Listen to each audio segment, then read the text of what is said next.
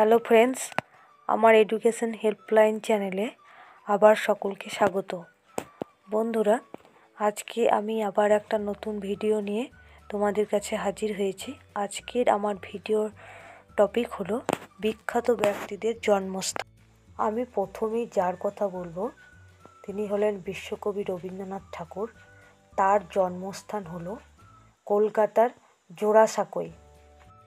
Next, অপরাজেয় কথাশিল্পী শরৎচন্দ্র চট্টোপাধ্যায়ের জন্মস্থান হল হুগলি জেলার দেবানন্দপুর। নেক্সট, সাহিত্য সম্রাট বঙ্কিমচন্দ্র চট্টোপাধ্যায়ের জন্মস্থান হল কলকাতার নৈহাটি। নেক্সট, ঈশ্বরচন্দ্র বিদ্যাসাগর নামে আমাদের কাছে খ্যাত ঈশ্বরচন্দ্র বন্দ্যোপাধ্যায় এর জন্মস্থান হল পশ্চিম মেদিনীপুর জেলার বীরসিংহ গ্রামে। নেক্সট, তারাশঙ্কর বন্দ্যোপাধ্যায়ের জন্মস্থান হল বীরভূম জেলার লাভপুর।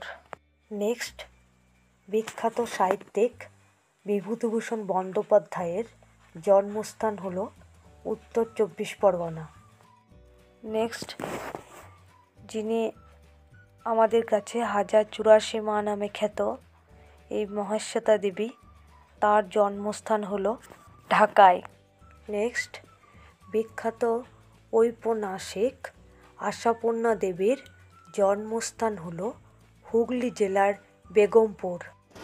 এবার আমি যার কথা বলবো তিনি ছোট বড় সকলেরই প্রিয়, তিনি হলেন সুকুমার রায়। তার জন্মস্থান হল কলকাতায়। নেক্সট, বিদ্রোহী কবি কাজী নজরুল ইসলামের জন্মস্থান হল পশ্চিম বর্ধমান জেলার চুরুলিয়ায়। নেক্সট, অন্নদাশঙ্কর রায়ের জন্মস্থান হল উড়িষ্যার ঢেনকানল।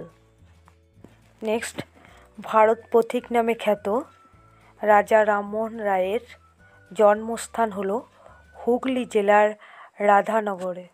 নেক্সট, নেতাজি নামে খ্যাত সুভাষচন্দ্র বোসের জন্মস্থান হল উড়িষ্যার কটকে।